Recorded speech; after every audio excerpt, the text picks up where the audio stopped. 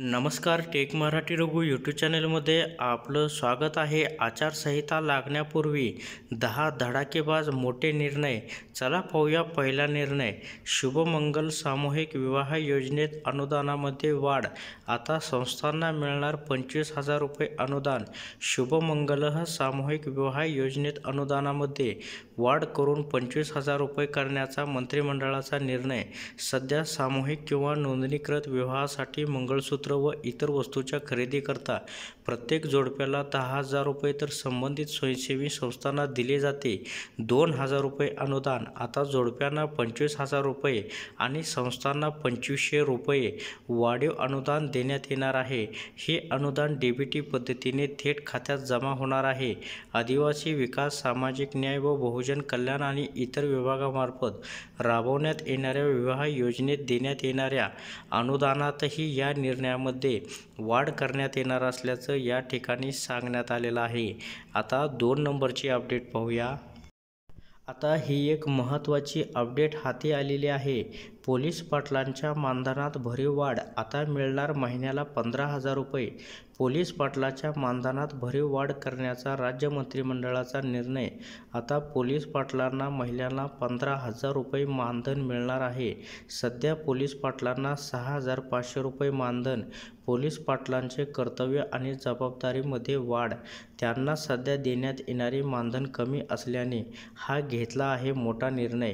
Police पाटलांची 38,225 पदे मानधनात वाढ केल्याने येणाऱ्या 394 कोटी 99 लाख रुपये वार्षिक खर्चासही या ठिकाणी मान्यता देण्यात आलेली आहे। आता 3 नंबरची अपडेट पाहूया। आता या ठिकाणी आपण स्क्रीनवरती पाहू शकता, कृषी वाहिनीचे सौर ऊर्जीकरणासाठी AIIB बँकेकडून कर्ज घेणार। पारेषण विरहित सौर कृषी पंप व पारंपरिक पंपाच्या वीज जोडण्या देण्यासाठी सौर ऊर्जाकरणाची संलग्न योजना राबवून AIIB बँकेकडून कर्ज घेण्यास मान्यता। या निर्णयानुसार योजनेच्या दरवर्षी 1 लाख याप्रमाणे 5 वर्षात 5 लाख पारेषण विरहित सौर कृषीपंपाचे वितरण महावितरणाद्वारे करण्यात येणार आहे। कृषी वितरण प्रणालीचे बळकटीकरण आणि क्षमता वाढ करण्यास येणार आहे। कृषी वितरण प्रणालीचे सौर ऊर्जीकरण महावितरण कंपनीद्वारे करण्यास पहिल्या घटकासाठी 13,493.53 कोटी, दुसऱ्या घटकासाठी 1,545.25 कोटी असा एकूण 15,039 कोटी इतक्या प्रकल्प खर्चास मान्यता देण्यात आली आहे। या योजनेसाठी 9,020 कोटी इतका निधी AIIB यांच्याकडून कर्ज रूपाने घेऊन तर 4,817.97 कोटी एवढा निधी सन 2024 आणि 28 या वर्षात राज्य शासनाकडून अनुदान स्वरूपात महावितरण कंपनीस देण्यात येणार असल्याचं या ठिकाणी सांगण्यात आलेलं आहे। आता पुढची अपडेट पाहूया। ही अपडेट आनंदाची अपडेट आहे। आशा स्वयंसेविकांच्या मानधनात 5,000 रुपयाची भरीव वाढ। राज्यातील आशा स्वयंसेविकांना राज्य शासनाच्या निधीतून दिल्या जाणाऱ्या मानधनात 5,000 रुपयाची वाढ करण्यास मान्यता देण्यात आली आहे। मानधनातील ही वाढ नोव्हेंबर 2023 या महिन्यापासून देण्यात येणार आहे। नोव्हेंबर 2023 ते मार्च 2024 या कालावधीत वाढीव दराने मानधन देण्यासाठी आवश्यक असलेले 200.21 कोटी इतक्या अतिरिक्त खर्चात तसेच 961.08 कोटीच्या वार्षिक खर्चास या ठिकाणी मान्यता देण्यात आलेली आहे। आता पुढची अपडेट पाहूया। आता या ठिकाणी स्क्रीनवरती पाहू शकता आपण, पशुसंवर्धन व दुग्ध विकास विभागाचे एकत्रित करून पुनर्रचना। पशुसंवर्धन, दुग्ध व्यवसाय व मत्स्य व्यवसाय विभाग या नावाने विभाग ओळखला जाणार। पशुसंवर्धन आयुक्तालय व दुग्ध व्यवसाय आयुक्तालयाचे एकत्रीकरण करून पुनर्रचनेनंतर आयुक्त पशुसंवर्धन व दुग्ध व्यवसाय असे होणार आहे। राज्यातील 351 तालुक्यामध्ये तालुका पशुसंवर्धन अधिकारी कार्यालय सुरू करण्यात येणार आहे।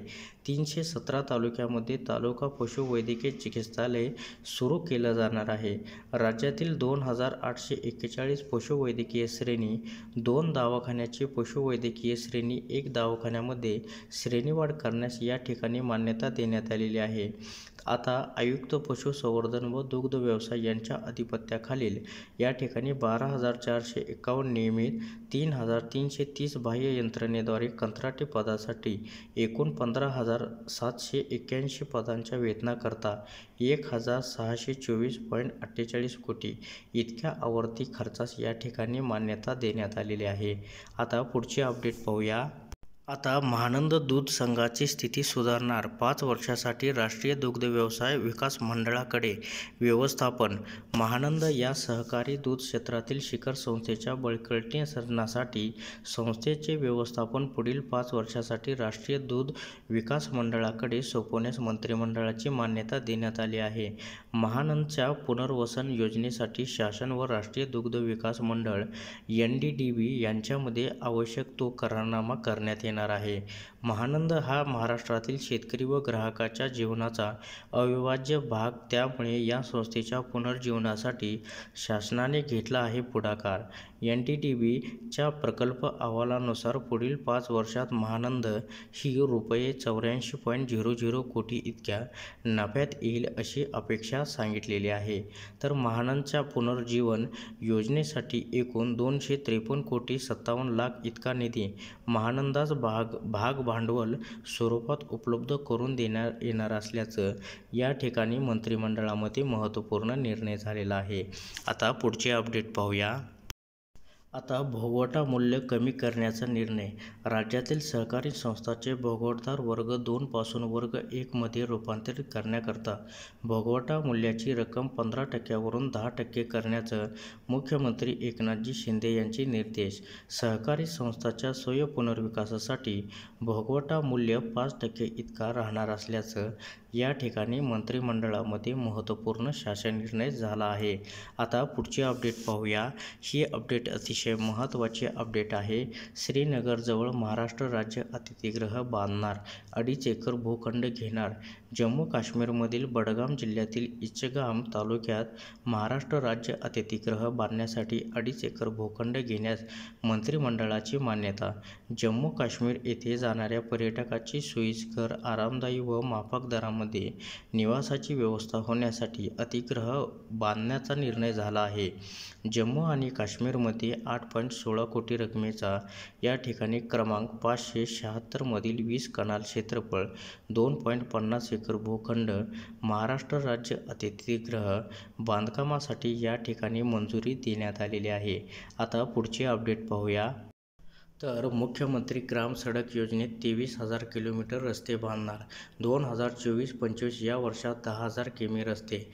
मुख्यमंत्री ग्राम सडक योजनेत 23,000 किलोमीटर रस्ते बांधण्याचा निर्णय. 2024 आणि 25 या वर्षात 10,000 किमी रस्ते बांधण्यात येतील. उर्वरित 13,000 किमी लांबीचे रस्ते 2025-26 आणि 26-27 या वर्षांमध्ये अनुक्रमे 6,500 किमी असे पूर्ण करण्यात येणार आहे. तत्कालीन वित्तमंत्र्यांनी ग्रामीण भागातील रस्ते विकासाची 40,000 किमी लांबीची कामे हाती घेण्याचे जाहीर केले आहे. त्यानुसार मुख्यमंत्री ग्राम सडक योजना 2 मध्ये 10 किमी लांबीची कामे हाती घेण्यात आली आहे. तसेच संशोधन व विकास अंतर्गत 7,000 किमी ग्रामीण मार्ग व इतर जिल्ह्याच्या मार्गाची दरनोंदी देखील करण्यात येणार असल्याचं सांगण्यात आलेलं आहे. आता पुढचे अपडेट पाहूया. आता ही शेवटची अपडेट आहे. राष्ट्रीय आरोग्य अभियानातील कंत्राटी कर्मचाऱ्यांना शासकीय सेवेत सामावून घेण्याचा निर्णय. राष्ट्रीय आरोग्य अभियानांतर्गत राज्यातील कार्यरत कंत्राटी कर्मचाऱ्यांपैकी 10 वर्ष व त्यापेक्षा जास्त सेवा झालेल्या कंत्राटी कर्मचाऱ्यांना आरोग्य सेवेतील मंजूर समकक्ष पदावर समावेश घेण्यास मंत्रिमंडळाची मान्यता. राज्यातील हजारो कंत्राटी कर्मचाऱ्यांना याचा फायदा होणार आहे.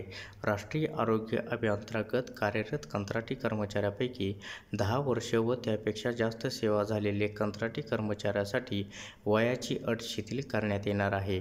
आरोग्य विभागातील नियमित पदांकरता सेवा प्रवेश नियमामध्ये आवश्यक त्या सुधारणा करून कंत्राटी कर्मचाऱ्याचे आरोग्य सेवेतील मंजूर समकक्ष पदावर रिक्त पदाच्या 30% प्रमाणात समायोजन केले जाणार, तर 70% पदे सरळ सेवेने भरती करण्यात येणार असल्याचं या ठिकाणी सांगण्यात आलेलं आहे. तर अशा प्रकारे शेतकऱ्यांपासून ते सामान्य नागरिकांपर्यंत मंत्रिमंडळामध्ये हा महत्त्वपूर्ण शासन निर्णय झाला आहे.